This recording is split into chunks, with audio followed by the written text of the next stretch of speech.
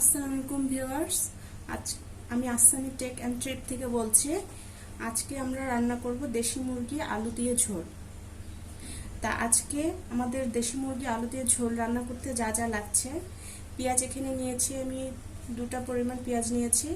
এখানে নিয়েছি হলুদ গুঁড়ো আধা চামচের একটু বেশি, এটা ধনে গুঁড়ো, এটা জিরা গুঁড়ো, এটা মরিচ গুঁড়ো, সবই আধা চামচের একটু বেশি করে নিয়েছি।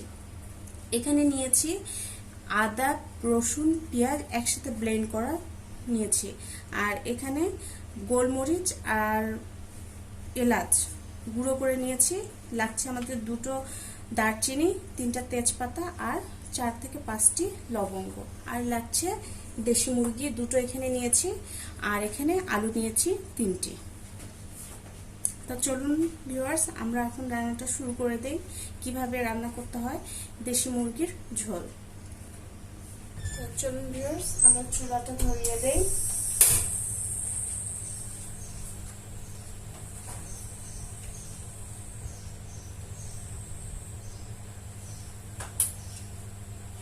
পরিমাণ তেল দেব, 2 টেবিল চামচ পরিমাণ তেল দেব।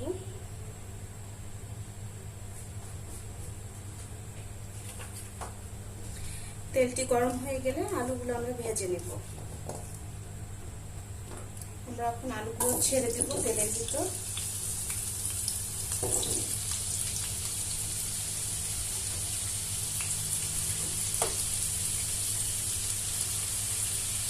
দিয়ে দেবো লবণ,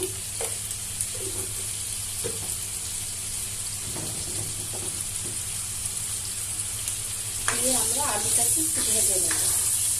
হলুদটা আমরা পরে দিব, এখন হলুদটা দিলে হলুদটা পুড়ে যাবে, আলুগুলো পুরো পুড়ে যাবে। এই জন্য আলুটা যখন অর্ধেক ভাজা হয়ে যাবে তখন আমরা হলুদ দিয়ে আলুটা আরেকটু ভেজে নেব।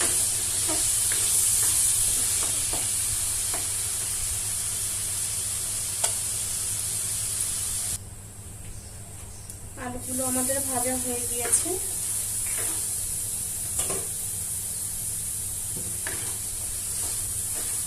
আলুগুলো আমরা এখন তুলে ফেলবো। দেখুন সুন্দর একটা কালার চলে আসছে আলুর ভিতরে।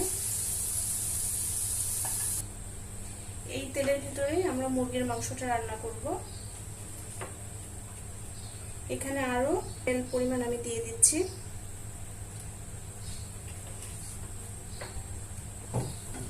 আমি এখন এর ভিতর দিয়ে দেবো পেঁয়াজ কুচি।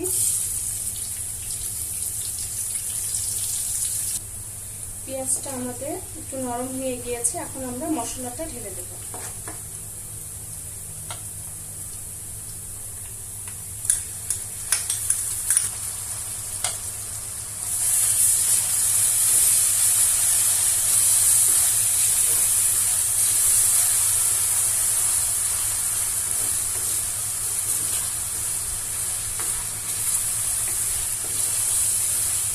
মশলাটা আমরা একটু তেলে ভেজে নিব।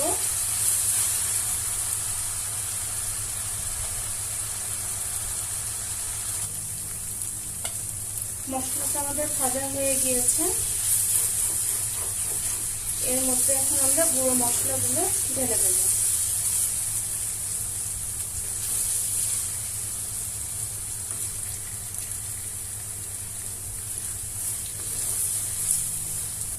আর দিয়ে দিব সামান্য একটু পানি।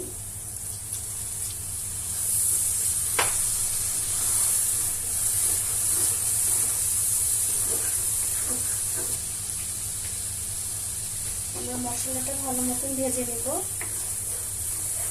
মশলাটা যদি ভালো মতন ভাজা না হয় তাহলে তরকারিটা খেতে ভালো হবে না। এর জন্য আমাদের মশলাটা সুন্দর করে ভেজে নিতে হবে। এখন এর মধ্যে আমরা দিয়ে দেব স্বাদ মতন লবণ,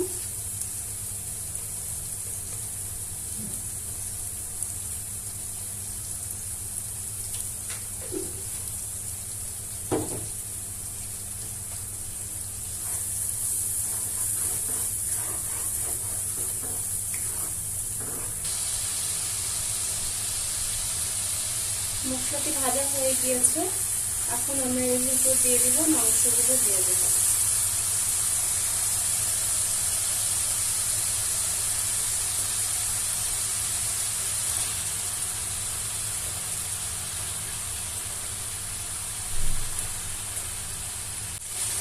মধ্যে আমরা দিয়ে দেবো গোটা মশলাগুলো দিয়ে দিচ্ছি।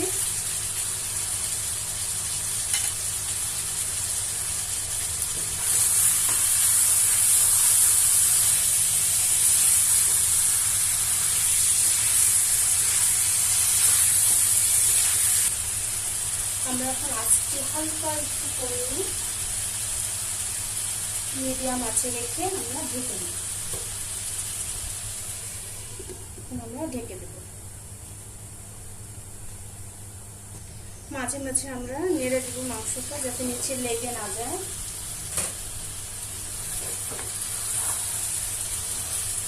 আবার আমরা ঢেকে দেব।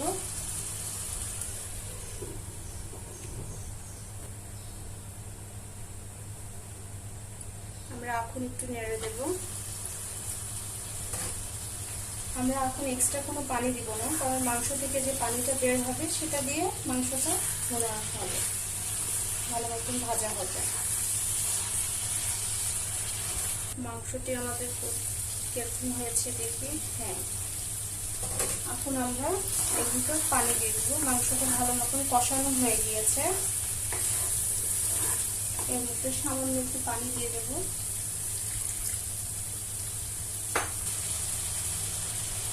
এখন দিয়ে দেবো আলুগুলো, আমরা যে আলুগুলো ভেজে রেখেছিলাম আলুগুলো দিয়ে আমরা কিছুক্ষণ ভেজে নেব।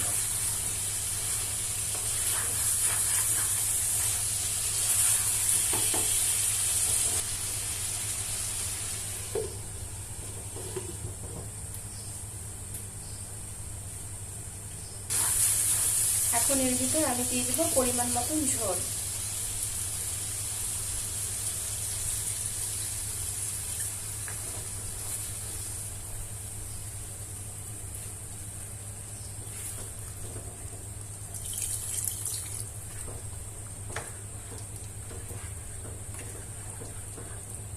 এখন জারটা একটু বাড়িয়ে দেব।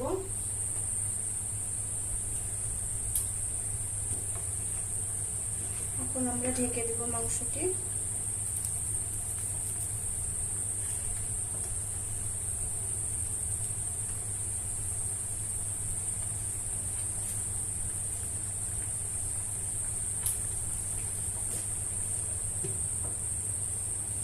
ঢেকে আমরা আঁচটি একটু কমিয়ে দিব, মিডিয়াম আঁচে রেখে দেব।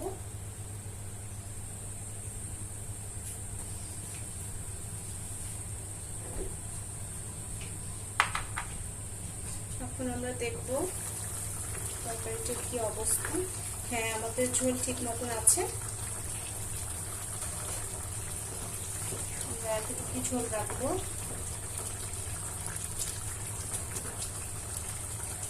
এখন আমরা দিয়ে দেবো সামান্য একটু জিরে গুঁড়ো।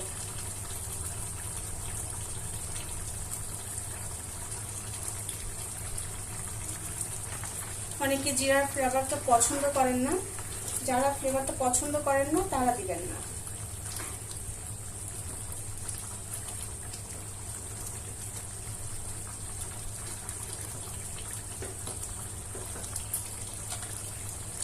এখন আমি চুলাটা ঢেকে চুলাটা বন্ধ করে দেবো।